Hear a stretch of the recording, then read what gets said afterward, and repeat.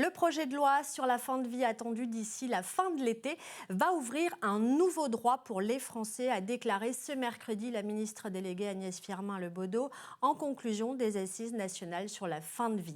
Au même moment était adopté au Sénat un rapport d'information jugeant dangereuse l'introduction de l'euthanasie ou du suicide assisté en France. La fin de vie fait débat, c'est peu de le dire. On va essayer de comprendre où nous en sommes, ce que pourrait être le projet de loi attendu, comprendre la position des professionnels de santé, des patients et des élus. Bienvenue à cette nouvelle rencontre Sud-Ouest TV7.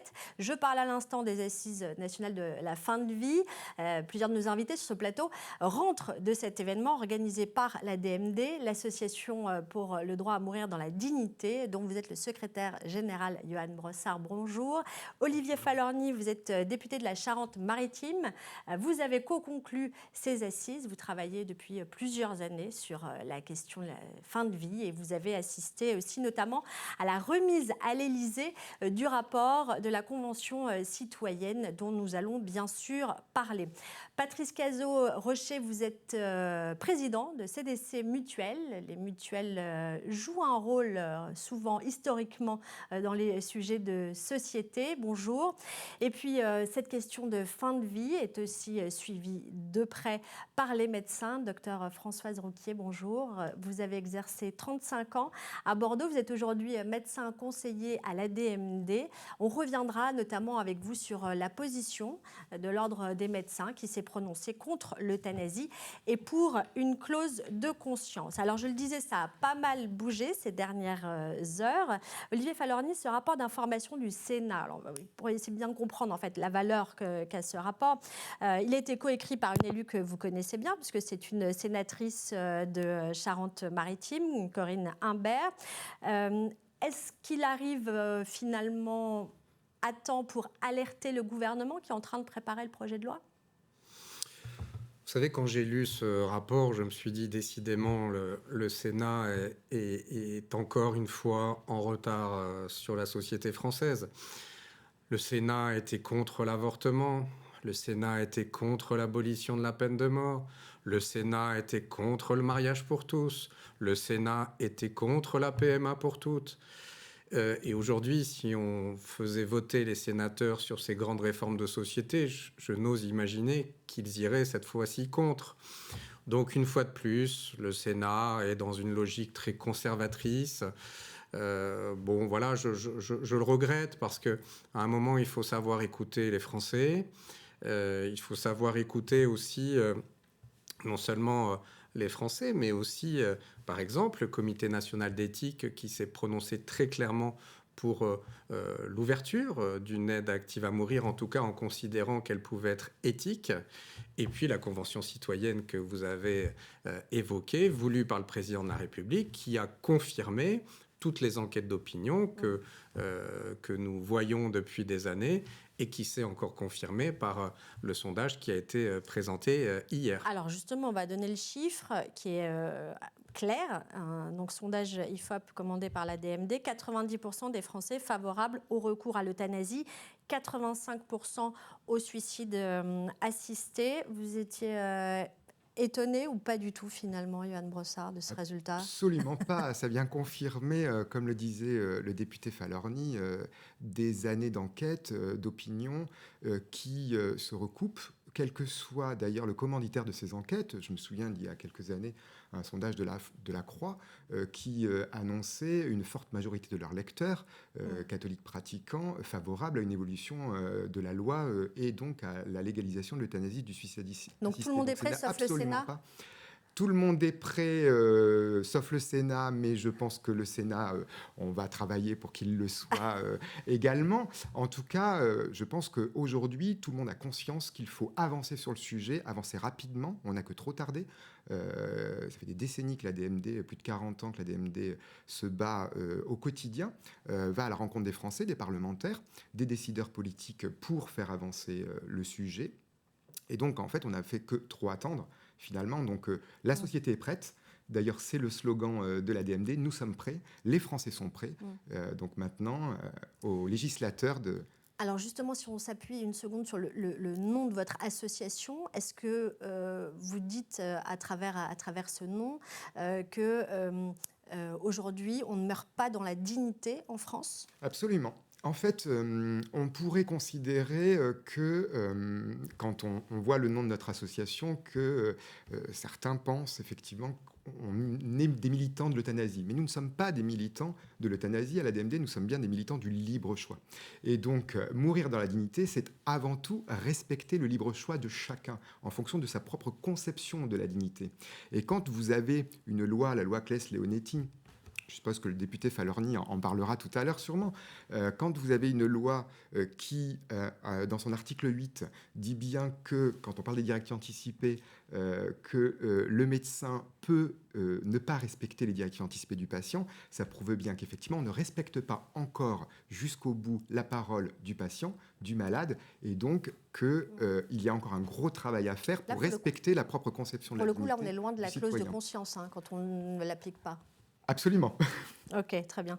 Patrice Cazorochet, pourquoi est-ce que les mutuelles, la vôtre en particulier, se saisit de ce sujet ? Est-ce que ce sont des retours d'adhérents, de patients que vous rencontrez ? Pourquoi est-ce que vous insérez dans le débat ? Et aussi par une prise de conscience des mutuelles, en particulier celles que je préside, mais aussi les autres qui sont regroupées au sein des fédérations de la mutualité française. C'est vrai que nous sommes historiquement, les mutuelles, des organismes de protection sociale très anciens, puisque nous avons été créés au XIXe siècle, des sociétés de secours mutuels, et que nous avons eu en 1945 à gérer l'arrivée de la généralisation de la sécurité sociale, qui a réduit le champ d'intervention des mutuelles, mais nous sommes toujours restés sur cette notion de complémentaire santé, et nous avons des adhérents de plus en plus âgés, compte tenu de l'espérance de vie. Et assez souvent, ils reviennent vers nous parce qu'ils se posent des questions sur leur fin de vie. Alors, d'abord sur la dépendance, mais aussi sur l'euthanasie. Ils ont le souci de finir dignement leur vie, donc on rejoint ce que disait M. Bossard, mais aussi de ne pas laisser une dette à leurs enfants, à leurs successeurs, et essayer de régler les choses de leur vivant. Et c'est vraiment un souci qu'ils ont. Et ça, c'est lié à l'espérance de vie qui a beaucoup augmenté. C'est important de préciser l'historique des mutuelles, sachant qu'aujourd'hui, on peut confondre assurance et mutuelle. C'est aussi... Oui, c'est vrai. Alors, oui, mais les mutuelles ou les complémentaires santé, disons, englobent un certain nombre de personnes. À l'origine, la complémentaire santé était assurée par les mutuelles, qu'on appelle mutuelle 45, puisque donc créée en 1945, qui assurait des droits. Et puis est arrivé d'autres législations, notamment sur la mise en place, dans un article du Code de la sécurité sociale, des institutions de prévoyance qui étaient censées assurer des droits à titre obligatoire pour les salariés des entreprises. Et puis les assureurs se sont glissés aussi là-dedans. Donc on a globalement 3 types d'intervenants. Il y a les mutuelles, les vraies mutuelles comme la nôtre, qui elles répondent au code de la mutualité, c'est-à-dire en gros à 3 grands principes. Ouais. Alors on n'est pas véritablement là pour parler des mutuelles, mais c'est vrai que ce qui est important, c'est de se dire que tout se structure actuellement, et c'est aussi de s'interroger sur comment ce sera géré après pour qu'on ait aussi une santé répartie sur le territoire, des unités de soins palliatifs, etc., dont on va parler après, mais qu'en tout cas tout le monde puisse bénéficier de soins et jusqu'au bout. Docteur, je souhaitais vous interroger sur la position de l'Ordre des médecins qui dit donc aujourd'hui être contre l'euthanasie, pour cette clause de conscience. Sur le suicide assisté, est-ce qu'ils ont été vraiment clairs ? Je ne sais pas, je vous demande aux uns aux autres, j'ai essayé de trouver l'information. Est-ce que clairement, ils sont pour le suicide assisté ? Je ne sais pas. Je ne sais pas par rapport donc à ça. Donc on en est tous en ce qui même concerne, point. Il y a dans ce que vous avez posé comme question, il y a 2 aspects. En ce qui concerne la clause de conscience, c'est-à-dire qu'on ne peut pas obliger un soignant, quel qu'il soit, à faire quelque chose qu'il ne veut pas faire pour ses convictions philosophiques, religieuses, etc. Par contre, est-ce qu'il peut déléguer ? C'est-à-dire... Je vais plus loin, madame. Il doit déléguer. Dans le cadre de... Donc, alors, et ceci, je tiens à le dire, dans tous les pays qui ont qui ont une loi permettant une aide au moment de la mort, cette clause de conscience, elle existe partout. Partout. Dans un pays démocratique, c'est inimaginable qu'on oblige des gens à faire, surtout à ce moment-là, la mort, c'est quelque chose, c'est tout à fait personnel, individuel, voilà, intime. Bien. Alors pour ça, c'est clair et net que la réponse, c'est la clause de conscience. S'il y a une loi, je n'ose pas imaginer qu'elle n'existera pas. Bien. Et le deuxième aspect, c'est les dernières déclarations du Conseil de l'Ordre des médecins de France. Alors, je répondrai à ça. Enfin, je ne veux pas répéter ce que M. Varloni a dit, mais l'Ordre des médecins, puisque c'est un peu la même position que le Sénat, en ce qui concerne, par exemple, même... Est-ce que c'est vraiment la même position que le Sénat? Non. Ah. Mais au cours de l'histoire, quand oui. j'ai écouté M. Forloni énumérer chaque fois, ça a été pareil. On va commencer par une chose très simple, les antidouloureux, la morphine. On ne peut pas dire que c'est le médecin... une fois C'est-à-dire que l'Ordre des médecins était contre... Avec parcimonie. Avec parcimonie. C'était pas, il n'était pas écrit, il n'y avait pas... la position était très sur le reculoir. Après, il y a eu l'interruption. Et elle ne représente pas forcément l'avis des médecins eux-mêmes sur le terrain. C'est-à-dire, est-ce que c'est son rôle d'ailleurs, normalement, de représenter l'avis des médecins des territoires? De façon consensuelle. Nous, on a l'impression que c'est un porte-parole.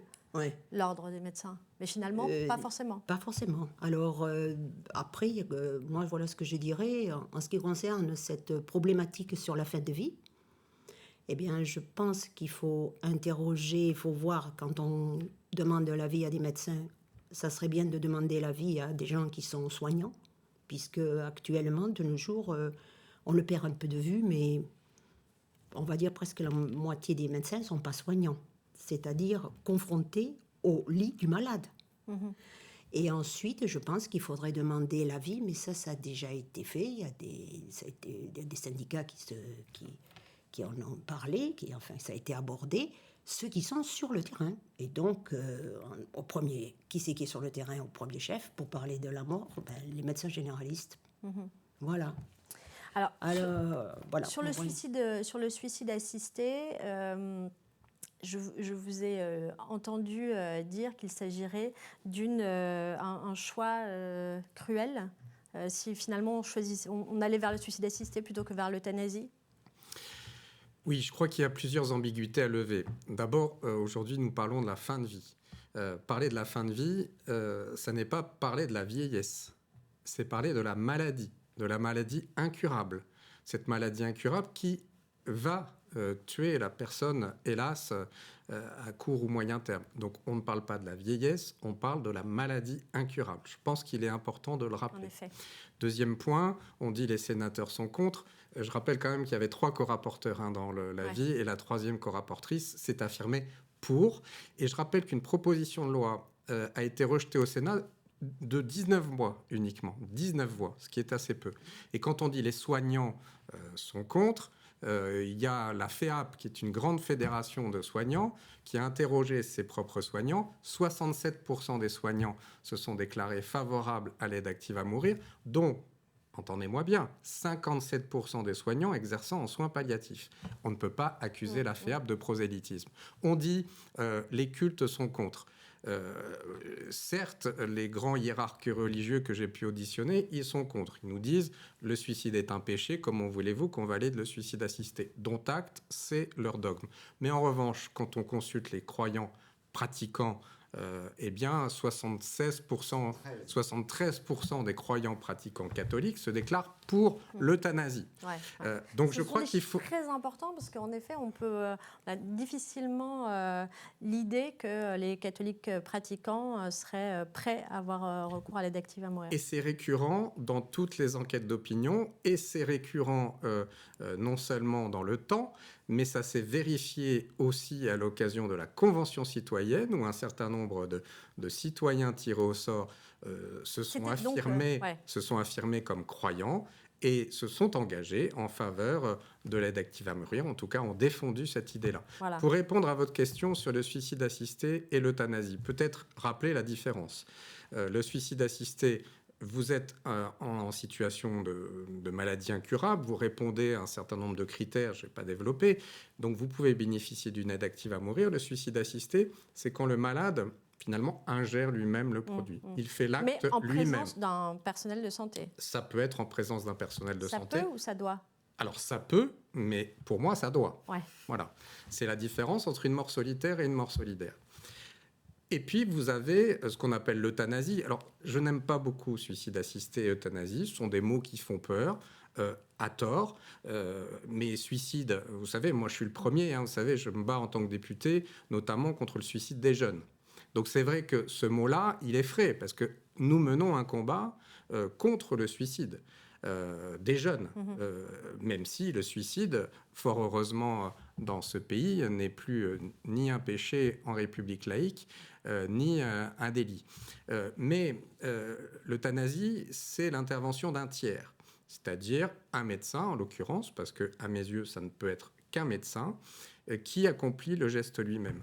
Et l'idée promue par un certain nombre de soignants, qui voudraient que finalement, allez, on accepte le suicide assisté parce que finalement, les soignants n'y prennent pas part. Ce qui est d'ailleurs une erreur, parce qu'à un moment, quand vous avez un médecin qui fait la prescription d'un produit létal, comme c'est le cas aux États-Unis, je suis désolé, quand vous prescrivez un produit qui donne la mort, vous êtes quelque part engagé. Mais ce que la cruauté, l'inégalité cruelle que je pointe, si on devait s'arrêter uniquement au suicide assisté, c'est que les malades qui ne seraient pas physiquement aptes à faire le geste eux-mêmes, et malheureusement on sait bien qu'il y a un certain nombre de malades qui ne sont plus en état de faire le geste eux-mêmes, seraient privés à conditions égales de droit, c'est-à-dire qu'ils auraient les mêmes conditions d'éligibilité au droit, ils seraient privés de ce droit uniquement parce qu'ils ne peuvent pas accomplir le geste lui-même. Est-ce qu'on se rend compte de l'inégalité cruelle que cela pourrait générer? Et alors, la Convention citoyenne, donc, vous le rappeliez, 184 personnes qui ont été tirées au sort, qui ont débattu pendant 3 mois. Vous avez assisté d'ailleurs donc à la remise de ce rapport à l'Élysée.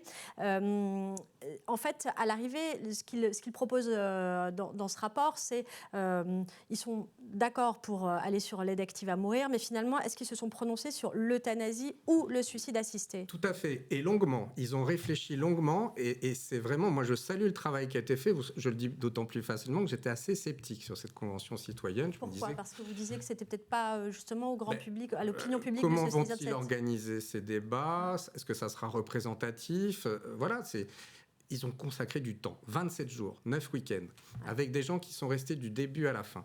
Et ils ne sont pas contentés de dire on est pour ou contre l'aide active à mourir.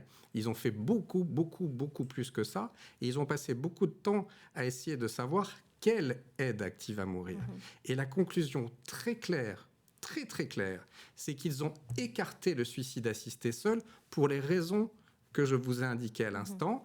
Et ils ont retenu 2 hypothèses de travail, soit le suicide assisté et l'euthanasie au choix du malade, quelles que soient les circonstances et les conditions, soit le principe du suicide assisté avec exception d'euthanasie quand le malade est considéré médicalement comme inapte physiquement à faire le geste. Donc ils ont mis ces 2 hypothèses sur la table, mais le suicide assisté, ils ont considéré comme moi que ça générerait une inégalité, et vous vous rendez compte que cela pourrait pousser un malade à anticiper une demande d'aide active à mourir parce qu'il se dirait « je préfère mourir tout de suite alors que je peux encore vivre un peu parce que je serai peut-être demain incapable de le faire. » Vous vous rendez compte de la démarche qui est quand même très paradoxale d'inciter à ce type d'aide active à mourir limitée au suicide assisté. Alors, dans le rapport qui a été remis par la Convention citoyenne, il y a aussi donc une demande qui est faite au gouvernement de changements profonds pour améliorer la fin de vie. C'est vrai que dans ce débat, on se dit, alors on parle de fin de vie, de soins palliatifs, d'aide active à mourir. Mais finalement, on parle de choses qui sont quand même assez différentes, c'est-à-dire la proposition de soins dignes dans ses derniers jours, l'aide active à mourir, mais tout ça semble très différent. Pourquoi est-ce que finalement cette question n'en fait qu'une? Pourquoi est-ce qu'il y a un seul débat sur la fin de vie alors qu'on parle de plein de choses différentes? On ne parle absolument pas de plein de choses différentes. Tout cela, et on parle bien de la fin de vie. Je voudrais rebondir sur ce que disait Olivier Falorni. Si on oublie de faire à la fois le suicide assisté et à la fois l'euthanasie dans la loi, on va créer une inégalité, une nouvelle inégalité à l'intérieur d'une nouvelle loi. Ce que réclame la DMD, c'est bien de supprimer ces inégalités financières, inégalités territoriales que nous connaissons actuellement dans l'accès notamment à l'aide active à mourir, que vous ayez le bon réseau ou les finances suffisantes pour aller à l'étranger, par exemple, ou que vous habitiez dans une zone frontalière qui vous permet de bénéficier des soins et remboursés par la sécurité sociale en Belgique, par exemple. Donc, effectivement, vous avez aujourd'hui une rupture d'égalité. Donc, de ne pas faire les deux, ce serait à nouveau de créer une inégalité. Et là où on en créerait une supplémentaire, c'est de ne pas faire les choses en même temps, c'est-à-dire ne pas y adjoindre les soins palliatifs et un fort développement des soins palliatifs, et notamment une infusion de la culture palliative. Oui, parce que c'est ça, la culture palliative, en effet, il y a été question, je crois, hier lors des assises, on parlait de la formation des étudiants en médecine, mais on peut parler de cette fin de vie, de ces soins palliatifs. Je crois que les chiffres, c'est 30% des Français aujourd'hui qui peuvent bénéficier de soins palliatifs. Oh non, moins que ça. Encore moins ? Moins que ça. Okay. On a à peu près un quart des Français qui pourraient avoir besoin des soins palliatifs qui ont réellement accès aux soins palliatifs. Et je rappelle que les soins palliatifs ne peuvent pas tout également. Et donc, il ne faut pas focaliser le débat sur uniquement le développement des soins palliatifs. Ce n'est pas parce qu'on aurait des soins palliatifs développés partout sur le territoire qu'on n'aurait plus de demande d'aide active à mourir. Mais c'est vrai que ça pourrait être scindé, en fait. Est-ce que les choses n'avanceraient pas plus vite ? Absolument pas. Est-ce que ça créerait peut-être moins de fractures sur ce débat ? Il n'y a aucun pays qui a légalisé sur l'aide active à mourir qui n'a pas des soins palliatifs développés.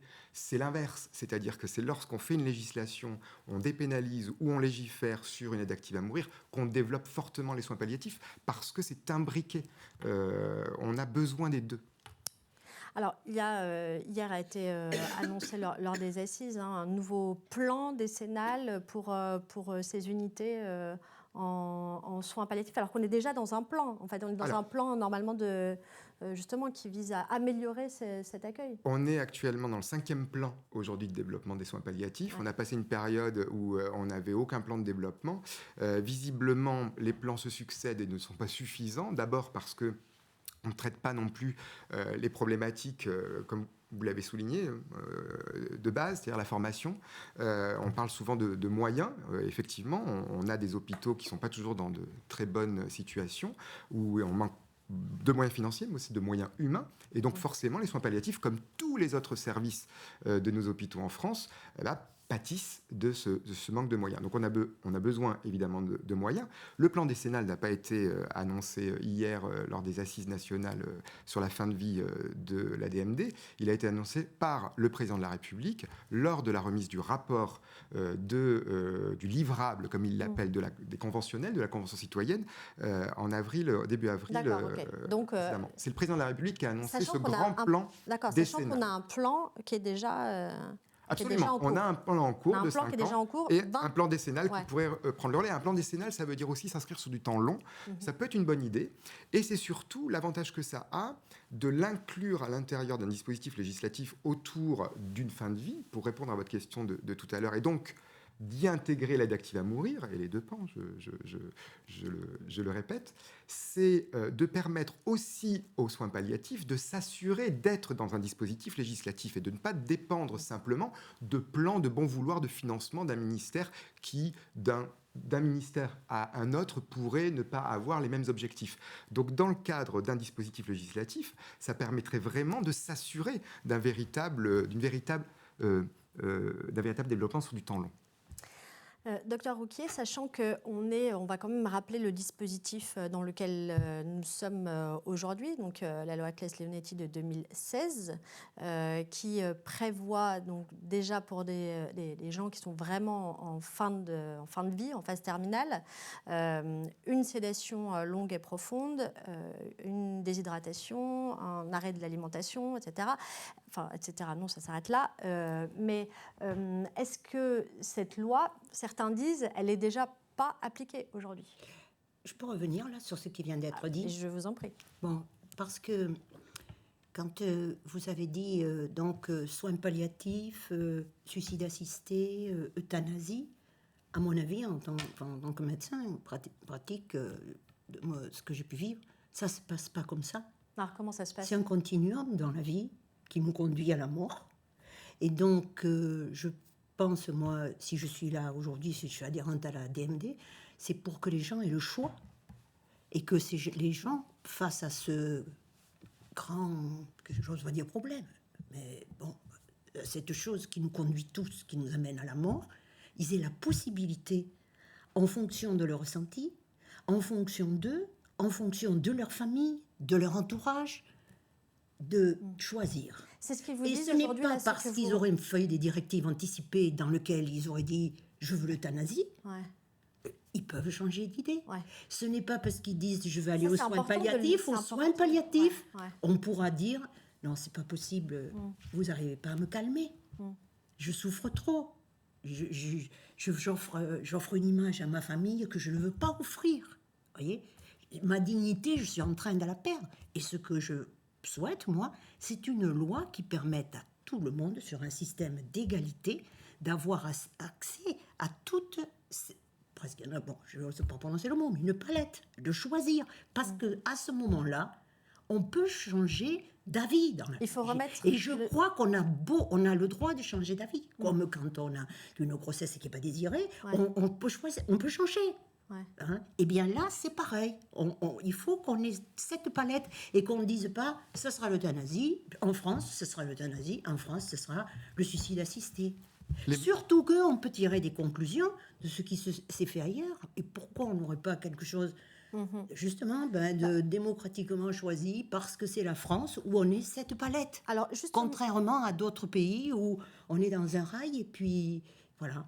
Ok. Voilà. Après, Est-ce que oui. sur l'application de la loi, est-ce qu'aujourd'hui, la possibilité donc d'avoir recours à la sédation, est-ce que c'est utilisé par les médecins? Est-ce que c'est Oui. Beaucoup disent que ça ne l'est pas, Oui. qu'en fait C'est on n'a déjà pas épuisé l'application de cette loi.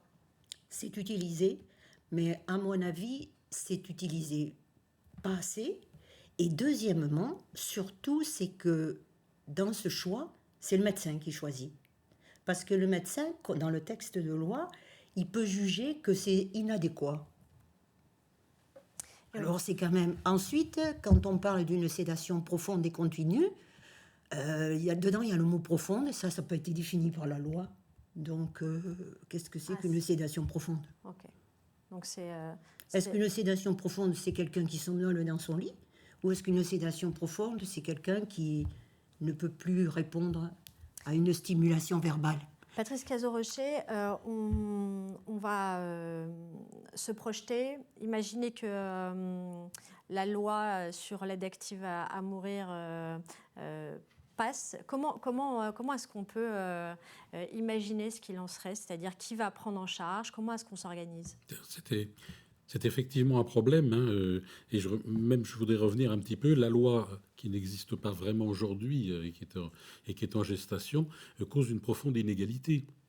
Vous avez des personnes qui peuvent payer des milliers d'euros pour aller se faire euthanasier en Suisse ou en Belgique, puis il y en a qui ne peuvent pas parce qu'ils n'ont pas les moyens. Et c'est pour ça que certains de nos mutualistes Donc est-ce nous qu'on demandent risque d'avoir si on cette pourrait même prendre en inégalité charge. demain? Si ce sont les mutuelles Je sais qui nous pas, permettent d'y parce que avoir c'est là- recours, Oui. tout le monde n'aura pas Alors- les moyens de choisir l'option. Oui, alors les mutuelles, oui, pourquoi pas. Enfin, je parle pour ma mutuelle, pas pour l'ensemble des mutuelles, mais aussi d'autres organismes. Il faudrait intégrer la sécurité sociale dans la mesure où elle n'a pas. Puis aussi peut-être des financements par les collectivités locales, par un certain nombre d'organismes. Il serait inéquitable de laisser ça à la charge des mutuelles parce qu'une charge supplémentaire très importante pour les mutuelles, c'est in fine une charge pour les adhérents. Et donc c'est le citoyen qui paiera collectivement au lieu de payer individuellement ce qui se passe aujourd'hui. Alors c'est une pratique qui serait plus solidaire mais qui aurait un coût très important. Donc il y a vraiment... Donc ça, vous allez veiller en particulier à cette, Oui, je pense qu'il y aurait vraiment urgence à mettre en place cette loi. Alors reste à définir, moi je ne suis pas Ouais, un spécialiste. ouais. Mais en tout cas, aussi regarder comment elle peut se mettre en place. Ouais, voilà. Qui fait, comment et qui paye. Ça, c'est important. Là, pour le moment, aujourd'hui, vous n'avez pas vraiment de... Il n'y a pas de feuille de Actuellement, les route, ça mutuelles, avance. enfin la nôtre en tout cas, ne prend pas en charge ces frais-là, parce que c'est pas pris en charge par la sécurité sociale, et c'est des frais très importants, et on ne peut pas faire supporter ça à l'ensemble des adhérents. Donc c'est vrai qu'il y a un vrai problème là, et qui est lié à cette problématique d'allongement de la durée de la vie dont on ne parlait pas il y a 20 ans ou 30 ans. Quoi. La question ne se posait pas. Merci beaucoup à tous d'être venus, d'avoir participé à cette émission. Il y a encore évidemment beaucoup à dire. Le débat, là, on est dans un nouveau chapitre qui s'ouvre et qui dure et sur lesquels vous êtes tous engagés depuis des années. Donc, on vous remercie. À très bientôt sur TV7 et sudouest.fr pour une nouvelle rencontre.